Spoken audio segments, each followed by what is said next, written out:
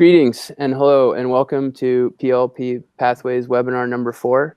My name is Don Taylor. I teach language arts and social studies at Main Street Middle School in Montpelier, and I'm also a contributor to PLP Pathways. Our core mission is to help teachers across the state of Vermont implement the 3 pillars of Act 77, and this work is supported by the Middle Grades Collaborative and the Tarrant Institute for Innovative Education.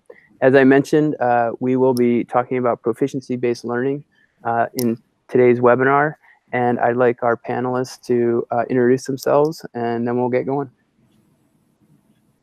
Meg? Sure, awesome. I'm Meg O'Donnell. I teach on the Alpha team at Shelburne Community School in Shelburne. Maura? Oh, sorry. Go ahead, Maura. I'm Maura Wheeler. I'm the Proficiency-Based Learning and Technology Integration Coach at Lamoille South. Hi, I'm Kevan Hunt. I'm a 5'8" journalist on Swift House and Wilson Central School. All right, so this year we've started a new format where we're introducing the topic, which is proficiency-based learning, with some quotes. And the first quote that I want to read is from an opinion piece that was written last year by then Secretary of Education, Rebecca Holcomb. And in today's webinar, we're going to be talking about proficiency-based learning, the components of it, how it looks in the classroom, and what teachers may want to consider as they move forward with proficiency-based learning and assessment. And Secretary Holcomb wrote, "Proficiency-based approaches ensure that students who want to improve have the specific feedback they need to actually do better. As one student who was struggling told us, in traditional grading systems, you're never given much information besides you just get a lower grade. But if you do proficiencies and you get a lower proficiency score, it tells you exactly what parts you were lower on and what parts you did really well, and I really appreciate that. Our students want to learn and thrive, and we need to give them the means to do so." A second quote that I have is from a conference that's occurring on April 3rd and 4th, and the Champlain Valley Educational District is providing a 2-day seminar on proficiency-based learning. And in their materials, they write, "All schools in Vermont are currently grappling with what it means to be proficiency-based. One of the great things about our state's approach to this progression is the autonomy our schools have to define learning in the context of their communities while staying true to the central tenets of standards-based learning. Whether just beginning the transition or a few years in, schools and teachers are quickly realizing that standards-based learning or proficiency-based learning is much more than how we grade, report about, and graduate our students. While these elements are essential, the true power of proficiency-based learning comes in transforming what learning looks like in our classrooms and schools." So to start out with, critical components of proficiency-based learning include clear learning targets, task-neutral assessment of targets, and feedback and opportunities for mastery. And Maura Wheeler is going to talk a little bit more about this. And if you didn't get the opportunity, we posted a video of Maura discussing these in detail, and I highly recommend that. Maura? Thanks, Don. So one of the things that I really like about the second quote that you mentioned is they talk specifically about this shift to proficiency-based learning being so much more than how we grade or how students graduate, and it really is about the learner and what we know about learning. And so when we think about those key tenets of proficiency-based learning, Great Schools Partnership, which is a really wonderful resource on this topic, they just came out with updated beliefs and practices for proficiency-based learning. And their primary tenet, their first belief, is that all students can and will learn when they feel included, respected, valued by their learning community. And they really start with the learning environment being one of the key pieces to proficiency-based learning. And I think that's really important when we talk about proficiency-based learning, because I think, we talk a lot about the instructional shifts, and I think it's important to remember that the primary piece, the foundation, is creating these inclusive schools where students really feel respected and valued, and that we're honoring students. So when we're talking about these key tenets, and we talk about having clear learning targets, one of the barriers to equity is when students don't know what they need to do to be successful. And so I think about what Rebecca Holcomb said And as we are shifting to proficiency-based learning, we're being really clear with students about the skills that they need and the things that they need to do to be successful. And when we design our instruction, we're doing so in a way that we're challenging every student, and every student knows that we believe in them and that we're supporting them to reach these common high expectations. And so by having the outcomes being transparent, it really helps students to reach those goals. And that, having these clear learning targets, it also opens up the opportunity for student voice and choice. So knowing what the outcome is when we partner with our students, we can really create much higher engagement through some authentic learning. So having clear targets, using that to build, we talk a lot about learning scales, that progression of learning, being really transparent with students about what's expected of them. So that's one of the critical components.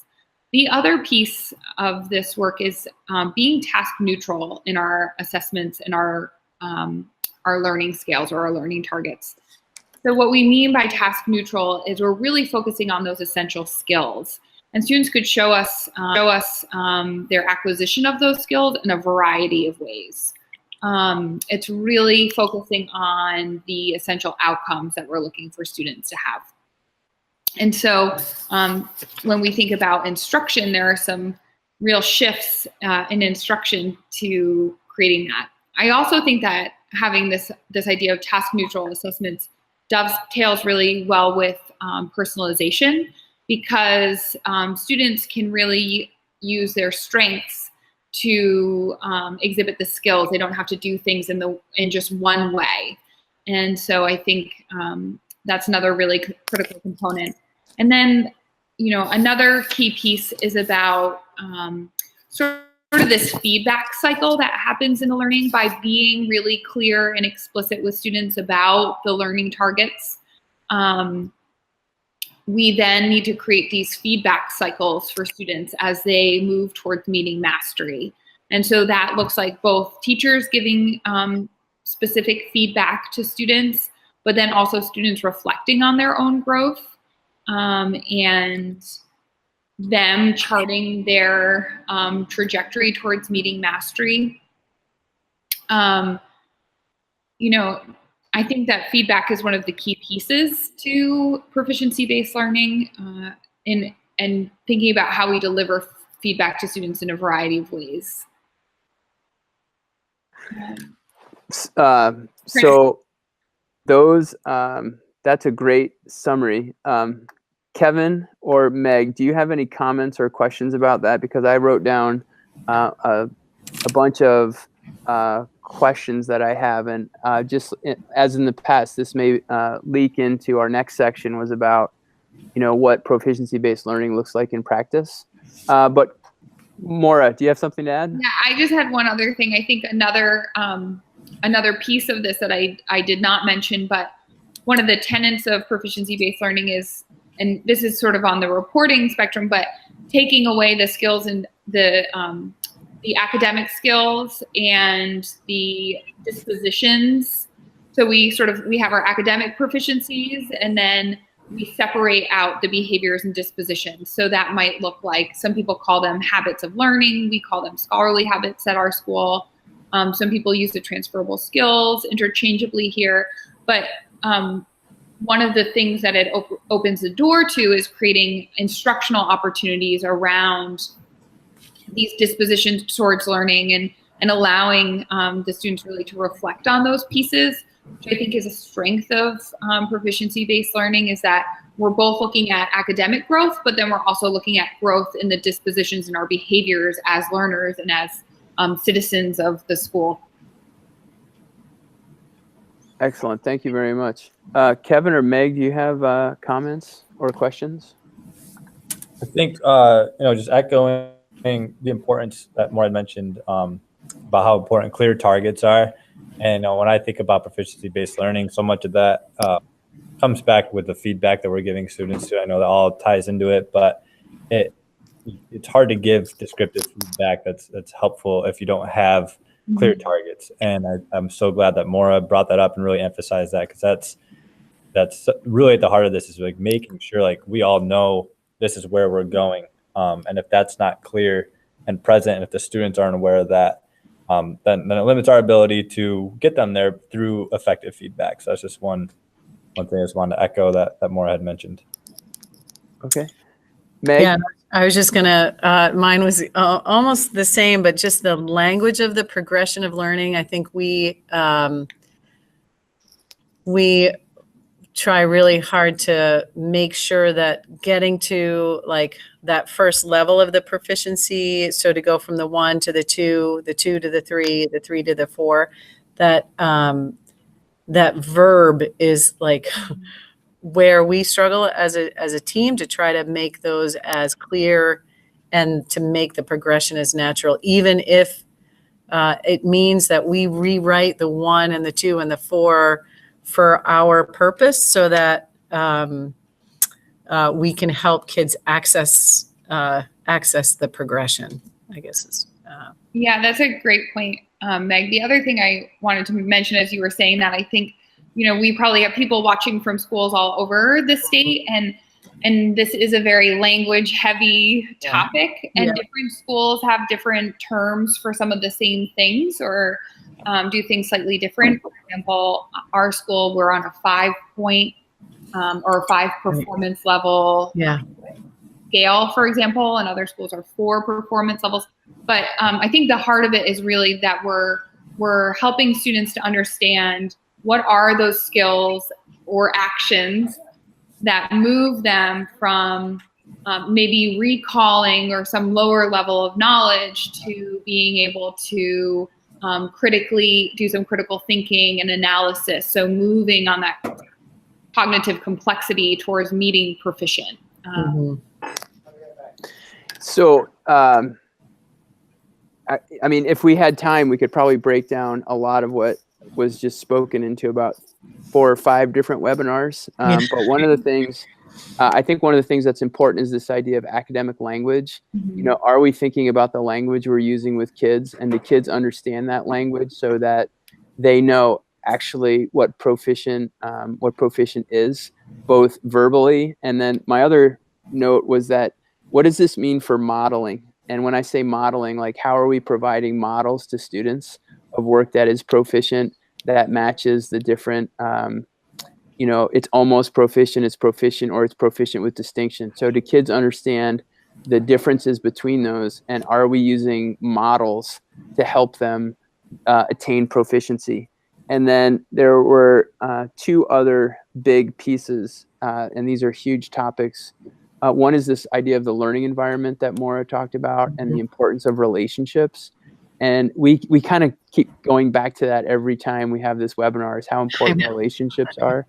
But the other idea that goes along with the relationships is these barriers to equity. So if we're using language that not all of our kids understand, is that eliminating the opportunity for some kids to achieve proficiency?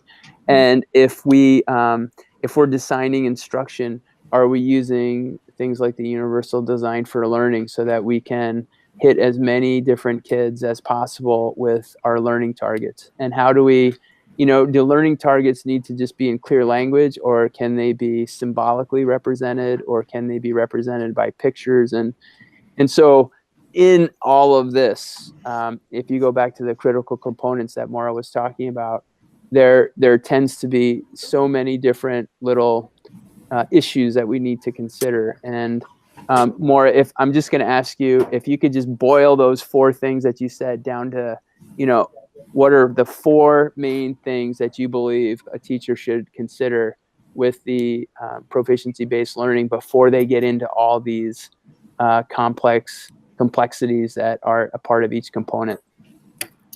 Yeah, I think to boil it down to 4, the first thing is being really clear about what's expected. So that would look like using those proficiencies and, really having that drive instruction. So having those clear targets. The second thing would be instructional design. So as Meg was talking about a learning scale or a learning progression, starting with that proficiency and breaking it down and saying, what would it look like at each of these levels as a student moves from maybe where they are right now to being proficient. And to sort of answer your other question, I think learning scales are really instructional and for the student. And so students need to be able to understand what's being asked because they do serve an instructional purpose. So it's not just a teacher tool, it's a learner tool as well. So then thinking about how we would be measuring the student's growth, having that task neutral assessment. So designing our assessments so that they align to give us evidence of that student growth towards that proficiency. And then the fourth piece being really the power of feedback cycles. So thinking about what are those feedback loops, both from the student to themselves, peers to the learner, and then also teacher to the learner. So how are we building that feedback? Because without feedback, students will have a hard time knowing whether they've hit mastery. But one of the other pieces of feedback that I think about a lot is back in one of our earlier webinars when we were talking about motivation and drive, by having those feedback circles and feeling like I can reach mastery on this, that helps to increase the motivation. Excellent. Thank you very much.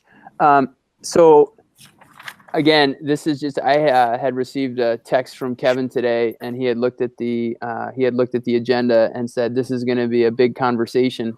And I can see that now. And I think what I want to do, we're going to move into section 3, and this is going to be Maura and Meg. And if you just want to kind of lead us through those questions, and maybe also Maura just identified these clear expectations, instructional design, learning scales, and then feedback. And I'm wondering if we might also want to weave that into the conversation. Just, what does that look like in our classroom? And so Maura and Meg, if you want to just kind of take that away, and we'll follow the conversation as it goes. Okay. Go ahead, Meg. Sure. So that first question of what does proficiency-based learning look like in your classroom or organization? I can just talk for a minute about, being part of a team, a multi-age team of 4 teachers. We sit down and have those conversations about what are the tasks that we're going to ask kids to work on. What are the targets that we're wanting to practice in this particular part of the theme or the unit that we're in. And when we start to have that conversation, we really spend a lot of time thinking about, so how are we going to work through this progression? What are the experiences that we're going to create for kids so that they, we do a lot of that, like I, we, you, we, or like we practice it as a whole team, and then, or a whole, like my prime group. And then I have my students working in small groups to practice it in a group task. And after those sort of 2 experiences, then I might have students practice it on an independent task. So I'll give you an example. One was a modeling target, and we had, I modeled something. We broke down the components of what makes a model. Then we had students in problem-solving groups with a particular task where they were also asked to model and enhance, look at the components of what makes a model, explain a scientific phenomena. And then once we broke down that feedback, a lot of times we'll take work and just have kids sort the work the way they think it might meet the 1 or the 2 or the 3 or the 4. That's incredibly powerful. It does take some time, and it does mean you have to collect the work in order to I'm not always speedy on my feedback, but you having students analyze different samples of work goes a long way for them to take in, oh, this is what this means. And I think it helps them to understand that you really have to do something to get to the 1. We still struggle, and I think I just did it. I called it a 1 as opposed to like getting onto the learning progression. And that language trips me up, and it trips kids up because they think, oh, I only got a 1 on this, or I got a 2 on this. And I'm committed moving forward to really help find other ways to express that so that great. They still sometimes in that translation see an assessment on a scale as a judgment as opposed to evidence of learning towards a progression. I think Jumprope contributes to that a little bit, just a side note. But so that's just one way of us sort of teasing out a particular learning progression, having multiple opportunities for kids to practice it, having kids sort where they think it is, and analyzing some of the language that helps to make sense of the work. That's one idea, one approach. Okay. Kevin, how about you? What does proficiency look like in the classroom? Yeah, so similar to Meg, I'm on a multi-year team, so we have 5th through 8th graders. And since we're all generalists, I guess it's a little bit different in how we approach it. I know collectively as a team, like when we're doing literature groups and stuff like that, we kind of look through our common targets for our district and make the decision, in this cycle, we're going to cover these 2 learning targets, and the next one we're going to cover these. But what's great in having, again, Stan and Emily, they've come in the past few years to do some work with us, and they actually did like a studio lesson with me last year and kind of taught us how to, when we're presenting the learning scale to a class, there's a lot of great activities you can do as a whole group that feel and experience what the 1 is, what the 2 is, the 3 and the 4, kind of as a whole group activity. And within that, what's great is I feel like proficiencies really allow you to differentiate more, because again, it's back to that. I'm not assessing the vehicle as much as I am assessing, their ability to, use evidence. I don't have to, if that's in speaking, if that's in writing, if that's in any other format, that's great if they can show that they can do that, which takes a lot of pressure off of a lot of students too, and offers them those flexible pathways. So doing things like that at a larger scale of actually having students experience, well, this is what each level of the proficiency scale feels like before they get into their own work, I think is huge. And goes back to Maura's point of it's really clear for them of what the expectation is to get a 3. For us, a 3 is proficient. I know it's different on different scales, like what mastery or proficiency looks like, and if you're not hitting that, what that looks like. And one thing I appreciate in our district is our learning scale is written in a way that it's all positive language. It's never like our 1s and 2s are never written as you're missing that or you didn't have enough of this.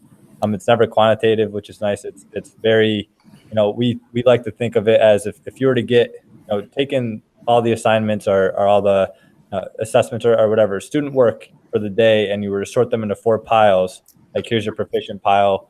What did those kids do that are the level that weren't hitting proficiency, and like write your scale around what they did. What did the level 1, like what did they do at the level 1? So that for us helps. And I think it helps students to recognize, they don't feel defeated. It's more that we're communicating where they are in their learning process, and it's more communicative than it is. It's not a compensation like Stan and Emily like to come back to. And it's really like those 3 main things, which is, for the students, where am I going? Where am I now? And how can I close the gap? And that's I know it's a big Jan Chapuis piece, those 3 main things with assessment and that feedback cycle that Maura was talking about. Don, what does proficiency-based learning look like in your classroom? Well, so one of the things that that has changed, I think, with proficiency-based learning is that I'm really working hard to align my daily targets and objectives to what's being assessed. And I know that sounds fairly simple, but if, like, for example, today we were working on using evidence in a literary analysis essay. And so part of the agenda was that I could use, the learning target was that I can provide evidence to support my focus statement. And we did that by going through a process and an exercise where I had a model for them, and then we broke down the model. And so the language that I use in the target is obviously the same one that I'm using in the rubric, so that kids are seeing that language repeatedly, and that they understand what the model looks like, and they understand how they're going to implement it. I'm hoping. But one of the things that we have not done, which I think is a great idea, is I have not provided them with examples of here's a 2, here's a 3, and here's a 4. I haven't done that yet. They're in the process of writing. And so once I get rough drafts, I can take out paragraphs and then have them look at specific paragraphs and say, what could this use to improve? How is this proficient? And why is this proficient with distinction? I tell them I tell them that proficient with distinction in our classroom, for the most part, usually means that kids are independently making connections across the curriculum. They're showing a higher level of thinking than I would expect just from the general assignment. And so that's one way, is that my targets are more clearly aligned with how I'm assessing. And that's something I've been, working pretty hard on. The other thing too, is that I'm starting to ask kids for feedback, not just about their learning experience, but also if they feel they're prepared for tasks. And I'm also asking them, I'm using Google Forms a lot and saying, do you guys understand what it means to put evidence into your paragraph to support your focus statement? Do you guys understand what it means to be proficient? If you don't understand what it means to proficient, what are some of the skills that I can work on in class, or that I can provide a mini lesson for that will help you with that? And so I just feel like that in my classroom, I'm trying to be very clear about what's expected, and I'm trying to make sure that my assessment and the rubrics or the learning scales are directly derived from those learning objectives. And then again, always asking kids for feedback, how they understand what's happening, and also if they feel like they're proficient, and then having them assess themselves. That's one thing also that proficiency-based learning has done for me, is it's given me the motivation to have kids self-assess themselves all the time, and then reflect on their self-assessment, and then reflect on my assessment of them. And I think that's a very useful tool for the feedback. So by and large, I think that's the biggest change that proficiency-based learning has brought to my classroom, is an alignment of those standards and objectives with final assessments, and then including that feedback. And as Morris said, I'm really trying to find new ways to provide feedback, whether it's through like Doctopus and Gubrick, which are Google add-ons that allow me to give feedback directly. You can also give oral feedback. I'm also asking kids to evaluate themselves. To me, that's a form of feedback. And then having them give input as to whether or not they're understanding, and if they don't understand, going back and giving them more opportunities for mastery. I think, just to piggyback one of the things that you said, I think one of the elements of feedback is this idea of giving students multiple opportunities for revising or redoing, or trying a different type of an attempt. And so I think, part of this shift is putting the ownership of learning on the student and really partnering with the student. And so through that feedback, and then also providing those multiple opportunities, that's really important to proficiency-based learning. I totally agree. Meg, I'm wondering if maybe we have time for one more question for everyone. Sure. Let's see. Well, there's two pretty good ones. So the one I was thinking of was, how has proficiency-based learning changed your teaching, feedback, and curriculum design? And I think just if you should I answer this? I was just thinking that it's really radicalized is probably too strong of a word, but I would say it's revolutionized, maybe. Like, I think what's changed for me the most is that before, when I would create a project or a task for kids, we might lay out, here's the expectations and here's what we're going to do, and then let kids have at it. And then we'd create a rubric at the end to say, okay, here's where you were at. And I have found over the last couple of years that I'm much more have to articulate what is it really that I want kids to know and understand, and what will that look like, and then what are the experiences that I'm going to provide kids to have those multiple opportunities to practice it. And it's just changed the way, we're much more targeted around what it is that we really want kids to know and understand. And that means a lot of times that we've letting go of some of these other experiences because there's only so much time in the day or in the in our hours to teach kids, or in the way that we are organized as a team. And so we're very intentional about our experiences. And I think that's a good thing in a lot of ways. It's, it's just requires a tremendous amount of planning, and especially as a generalist working collaboratively with a team, it means that we all have to be on very similar pages about what it looks like and how we're going to articulate that experience for kids. So that's it's a lot of work, because we're still trying to figure out the language of the targets ourselves most of the time. What does it mean? What are we talking about? So that's one. Can I just jump in real quick? Meg, you said a couple of things that I think are really important. And one of them is this idea of intentionality. Mm-hmm. And this idea of intentionality. And when we think about all of our students, it's made me think a lot harder when I know the learning when I know what I want from kids at the end of the experience. It allows me to be very intentional about building the unit so that all kids have a chance to achieve. Mm-hmm. And I think when you're intentional with your planning like that, it becomes, and if you do it the right way, and there's many times where I haven't done the right way, but if you do it the right way, you can kind of build the learning experience for kids step by step. Mm-hmm. So that, and at each step, you have the opportunity to create interventions. So if kids, either through feedback, or if you recognizing, wow, my kids really don't know how to properly cite the evidence, right? Then you can say, wait a minute, I'm going to do a mini lesson on that.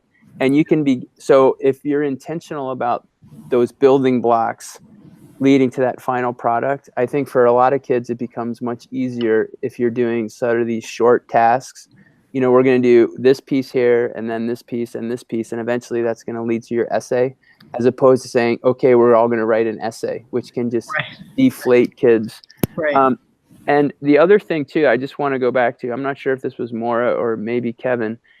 One of the things that I've tried to do with my feedback is to take my opinion completely out of the equation. Yes. And so one of the things that I do is and I don't know if this is correct, but on my rubrics, it says for a 3, I can use evidence to support my analysis, right? But for the 2, it just says needs more evidence for analysis. So it's like very neutral. I'm trying to make it neutral so that if a kid achieves something, I did that, right? But if a kid is not proficient in that, this is where we need a little bit more work, and it's not about you. It's just, this needs more evidence. So you're kind of creating a third way of talking to kids that is just saying to them, this is what we need for proficiency, rather than saying you didn't do this, or, you know what I mean? And so I just find that taking my opinion out of it and using the language from the rubric allows me to be very supportive and positive and constructive without having the kid feel like it's their problem. It's more like, this is what we need to work on. And so again, also just the idea of that scaffold and instruction to achieve the proficiency, I think, is really important.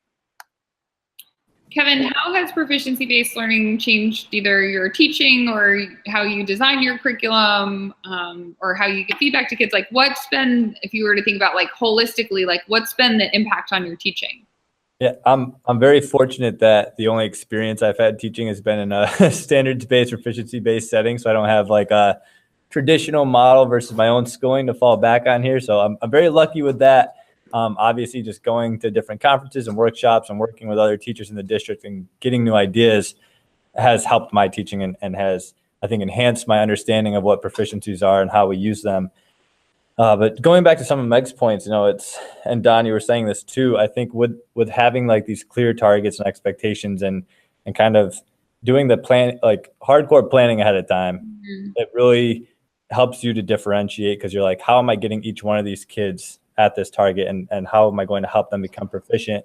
And one thing I've noticed too, that my lessons that I spend more time planning, I have less grading to do or less really assessing to do. It's more, if the lessons really well planned out, I feel like I can just kind of sort them at the end of class, their exit tasks or what have you, into piles and say, okay, here's my plan for tomorrow, because I have to figure out how to get this pile to this pile and then this pile to that pile. And it gives me a clear direction versus, classes that if I don't plan as much, I feel like I'm on the back end doing a little extra work. And I feel like with the proficiencies too, it allows for so much more choice and voice with the students, again, because it takes out that level of, I'm grading you on this vehicle. It's if we're looking at how you're using evidence, I feel like it's allowed me to be more creative in ways that we're getting students to access and show proficiency and show mastery of those different targets, which is really neat because it keeps it fresh. I feel like I don't do the same thing year to year. It's kind of, I feel give and take with what my students are giving me. I say, all right, well, here's our target. Like, how are we going to get there? Like, let's think about some different and new creative ways of getting there. So that's, for me, one thing that's just, it's kept it fresh, which I like. Maura, can I just add on to that for a sec? Because it reminded me of something.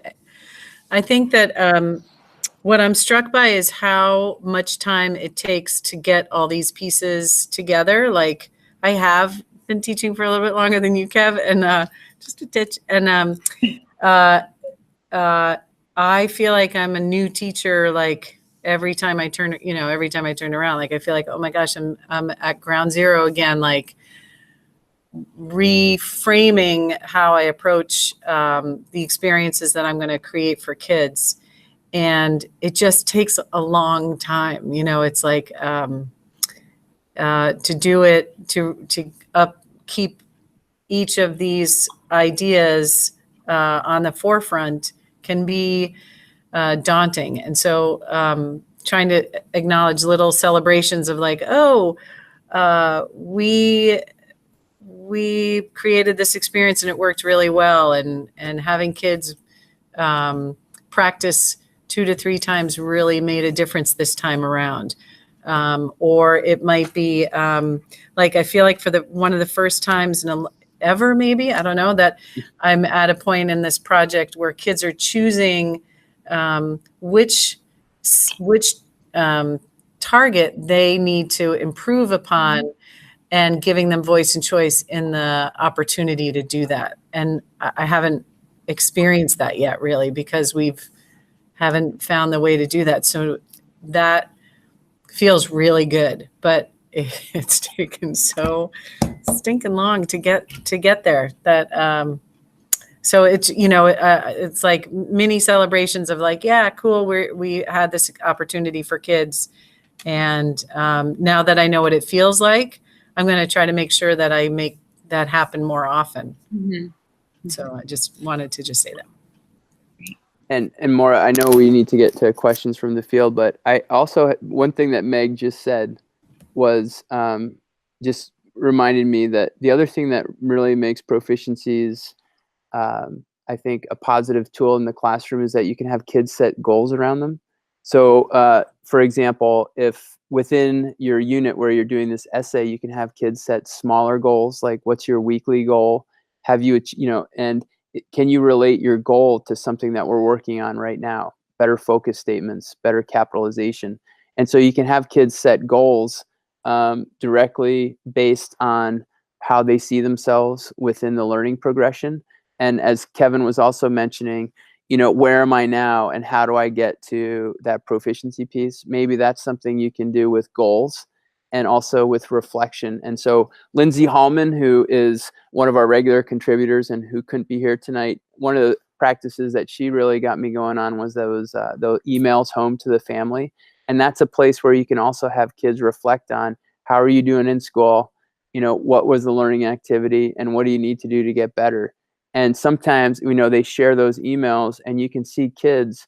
It's another way of getting feedback. It's another way of having kids establish goals, but it's also a way of having kids connect to their family, the classroom, to their families, so that they can describe in their own words how things are going for them. And I find that to be super powerful in terms of being able to adjust what's going on in my classroom. And also that idea of these barriers to equity, to start thinking about what barriers exist that you may not be aware of, and that you can then start working on bringing those down so that all kids can have a chance to succeed. Great, thanks. Kevan, I think you have some questions from the field maybe we could answer. Yeah, and actually one thing that came to mind, and I know this isn't one of our questions, but it's something that I think comes up a ton, and it links with, we always talk about communicating, and I think about when we were reporting out on proficiencies. I want to know how you all do with the grain size of different learning targets, because I know with us, some of them seem so big, some of them seem so small, and with the big ones, I feel like we tend to break them down class to class, but then those specific breakdowns where they feel like a smaller rubric aren't really reported on our platform like Jumprope. And then in terms of closing that communication gap of how you're reporting out and just how you're dealing with the different grain sizes of different targets. I really quick want to hear your input on that. I can share what it looks like in our system. So I think when you're implementing proficiency-based learning, you do need some way of communicating with students and families how they're doing in line with the proficiencies. And one of the challenges with that is that there's multiple layers. And so when Kevan talks about grain size, we're going from narrative writing to then the small pieces all the way down to writing a strong hook to engage your readers. And so trying to figure out how do we capture all these different sizes and communicate that effectively to students and their families. Within Lamoille South, we use Schoology as our learning management system. And Schoology allows for us to have more than one grain size, if you will, in the platform. And so it's not necessarily ideal, but we can have two grain sizes. So we have our reporting size, which is sort of like the big bucket that the smaller proficiencies live in. And then, so you would open that up and it would house sort of the smaller grain size proficiencies. And so when teachers are scoring, they're scoring day to day on the small grain size. And they're organized by sort of the larger reporting category. Sometimes that smaller grain size needs to be broken down more through a classroom scale, for example. But teachers make the connection between their classroom scales and that smaller learning target size. We don't use any averaging, so we just display the evidence. So we display all the attempts to those smaller grain sizes in Schoology, and it doesn't roll up to a reporting category grade.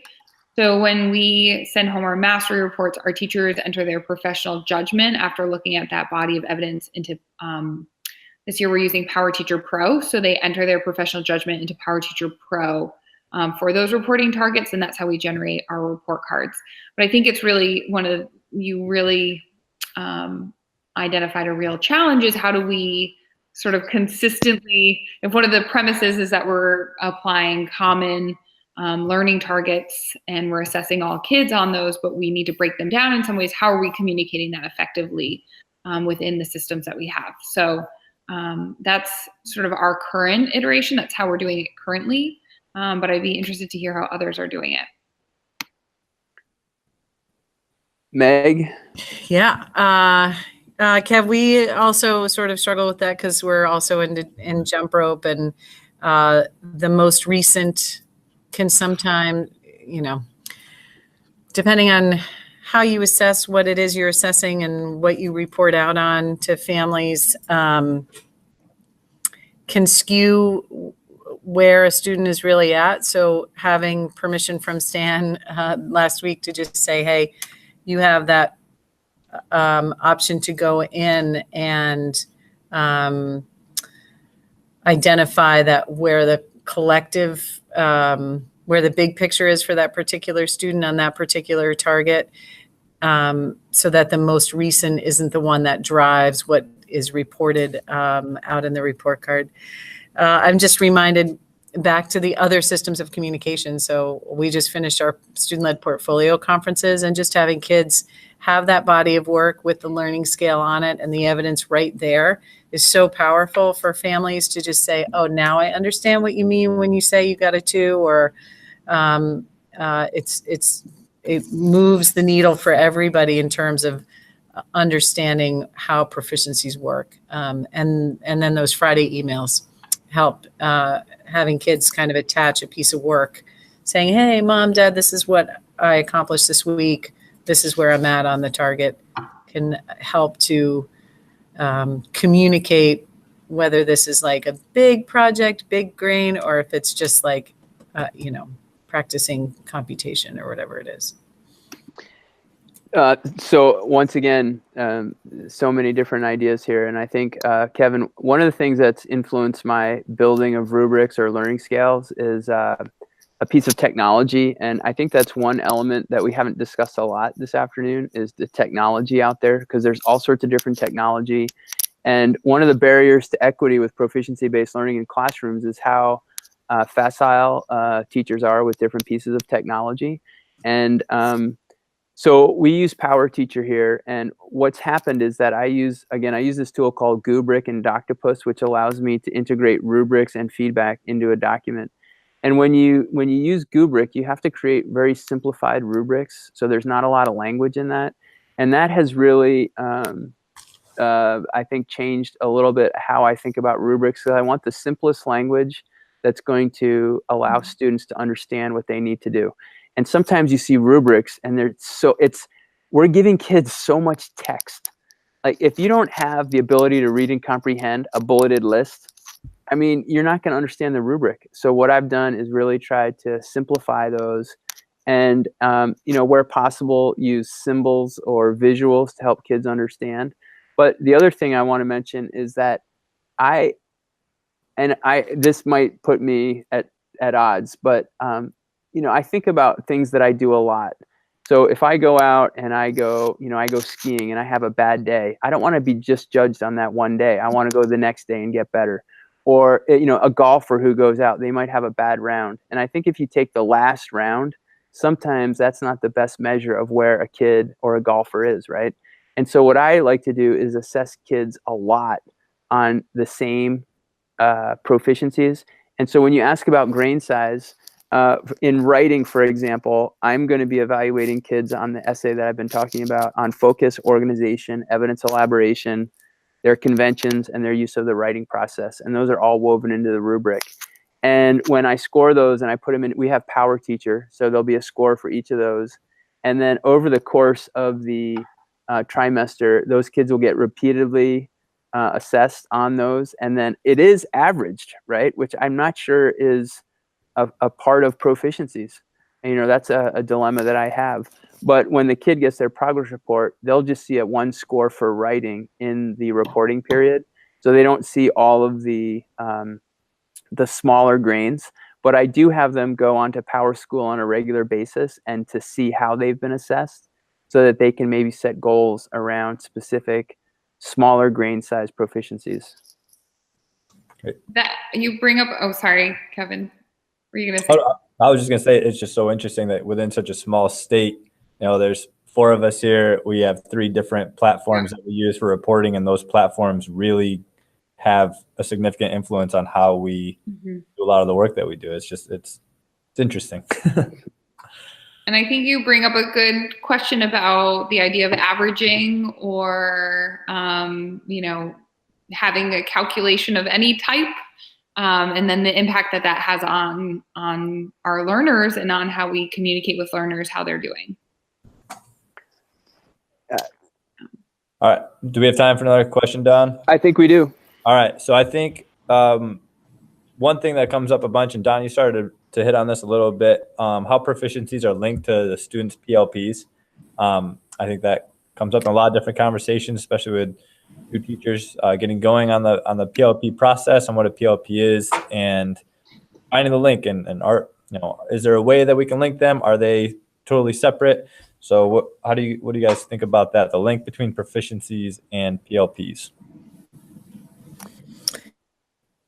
I can start just quickly in that. For us right now, they're very separate. Like in that the PLP, we've heard pretty loudly from kids that the more we project what we think should be in the PLP, dismisses their motivation to take ownership for the PLP. So we have asked students to identify a goal that they set, find evidence of that goal, and link it to one of the transferable skills. So the scale is way bigger.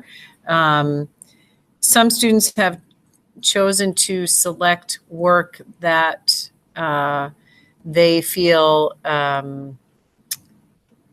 is something that they want to celebrate. And so that oftentimes does have a learning target with an assessment attached to it. So for some kids that, so I guess I misspoke a little bit. They're not totally separate, but the reporting and the Jumprope doesn't really come into the conversations that kids have around their personal learning plans.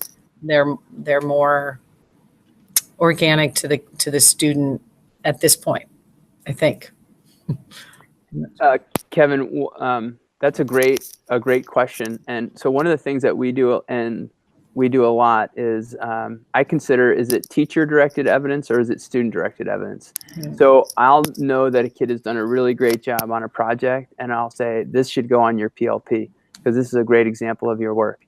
Other times I'll say to kids, here's what we've been working on. Here's a checklist of all the things that we've done over the course of the trimester. What evidence do you have of your growth and learning that you feel should go onto your PLP? And I ask them to do a short summary of that.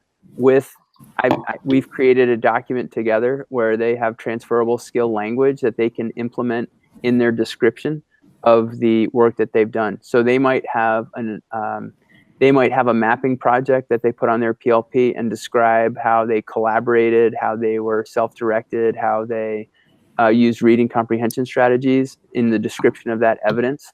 So that mapping project might have met proficiency in our core or social studies class, but they're keeping that on their PLP as evidence of their overall growth and learning. And a second way we do it, we link them, is kids set goals. And every trimester, and we have them set 4 goals. We have 2 academic goals that are their choice. We have a transferable skill goal, and then we have either an extracurricular goal or a goal of their choice. And we'll continually remind kids to make sure that they're collecting evidence that links to that goal, which is something that needs to happen frequently and often so kids continue to remember it. And the other piece of it is that I think that linking the proficiencies to the PLP has made me not innovate really, but think of different ways that I can get evidence of kids' proficiency. So one of the things that I'm using right now, I don't know if it's called micro-credentialing, but I use an add-on to Google Forms called Certify 'em. And Certify 'em allows you to set a proficiency level. And if they get that score, they are awarded a certificate of mastery. So you could have you could have a capitalization session, and then you have a capitalization summative assessment. And if they achieve a certain proficiency or score, they get sent a certificate automatically that you can create. And that certificate goes right on their PLP. So an example, we just had a Constitution and Bill of Rights summative. If you got a 90, I know this is not proficiency based, but if you got a 90% or higher, you get awarded a certificate, right? And the certificate, so if you didn't, say you got 80%, whatever, right? You got 80%, you're still proficient. That would count as proficient. But if you achieved a certain level, you were able to get that certificate of mastery, which again, then goes on to their PLP. And in a survey of the kids, 89% of our kids said that having that certificate available motivated them to do better on the assessment, right? So that's the kind of evidence that we're using, or that's the kind of teaching strategies I'm using. It is engaging kids. They're able to demonstrate their mastery. You know, it's limited mastery. It's not like a high-level project, but it's a skills-based or a knowledge-based assessment. And kids are motivated by that. And then it goes on their PLP, and they can talk about it or use that as evidence of their growth. You know, I guess I can speak to a little bit too, and kind of going off of what Meg was saying. It's separate, but it's not separate. It's separate in that the PLP is not something that's assessed in proficiencies, and I think some teachers are really pushing for, well, if we're doing something with our students, it has to be assessed or there has to be a grade on it. And that's one thing. Like, we don't assess their PLP. We don't say, this is what a proficient PLP looks like. You know, there are expectations for what they have on their PLP and how they're setting goals and reflecting on them. But it's not like assessed to a proficiency. But within our 5 goals, they're all the transferable based goals, which lend themselves to essentially 3 academic goals and 2 personal goals. The work that they put in as evidence for their goals that they chose are typically assignments and things that have been assessed to the standards. So that's kind of our link. So if they're doing something with their communication goal around using a variety of sentences or enhancing their vocabulary in a way. Good afternoon. The time is 4:26. They might Activity buzz will leave in use 5 minutes. something that was assessed to the proficiencies as evidence for that goal. And that's, I guess it's not a direct, like Meg was saying, it's not like a direct, like it has to be this, but their academic evidence that they're using at some point was probably assessed to proficiency. That's our connection.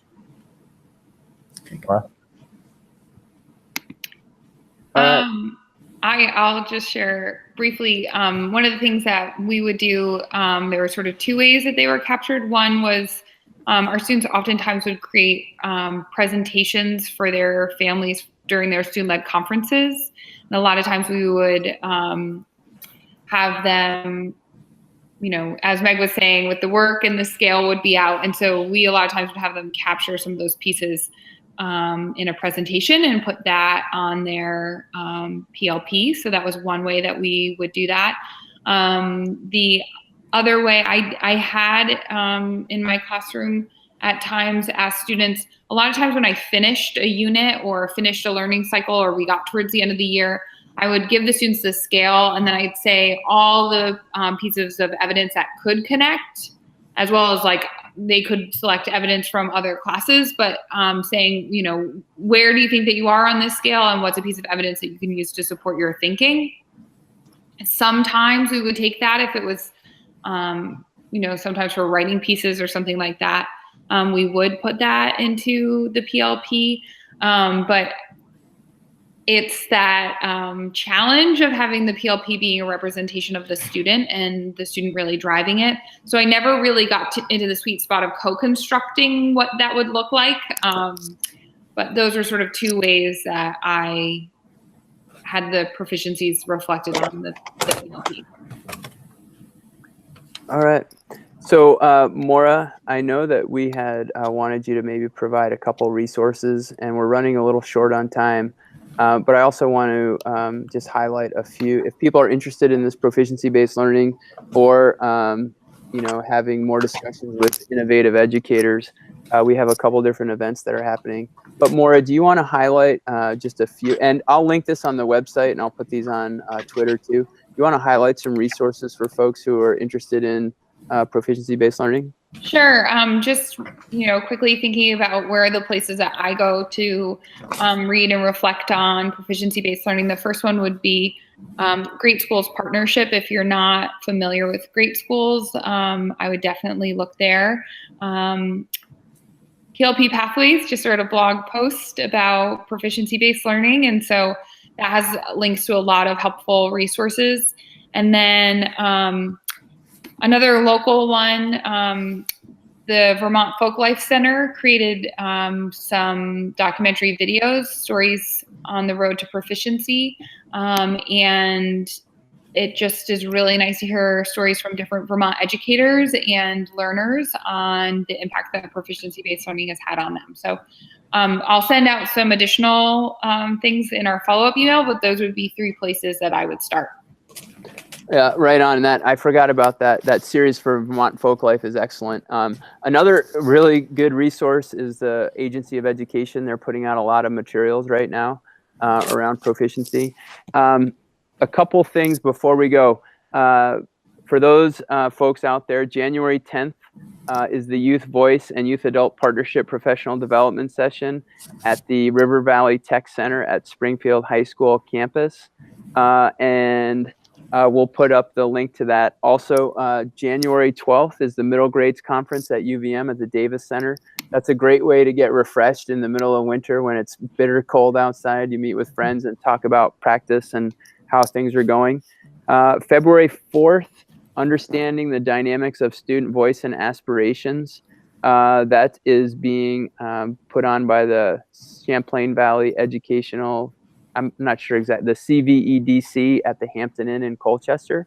And then I did want to mention the Vermont Future of Learning is having their summit, their winter summit in Montpelier. That's on January 29th. And then the last one I'll mention is April 2nd and April 3rd at the Hampton Inn in Colchester, Standards-Based Learning Structures, Systems, and Strategies for Transformation. And that is with, Kevin, can you remind me, Emily Rinkema and Stan Williams, who are pretty well-versed in proficiency-based learning. And that is going to wrap it up for this afternoon. Again, this is PLP Pathways, and I want to thank our contributors, Kevin Pioli-Hunt, Maura Weiler, and Meg O'Donnell, also Lindsay Hallman, who's out in the field. It's a real privilege to work with you guys. You guys are committed and smart and really on the ball, and it just really gets me thinking, and I deeply appreciate it. And the other thing is, I hope you guys have a fantastic holiday break and that you enjoy time with friends and family and have some fun. And we will see you for our next webinar. Our 5th webinar is happening January 10th. Have a great holiday break. Stay warm, everybody. Take care.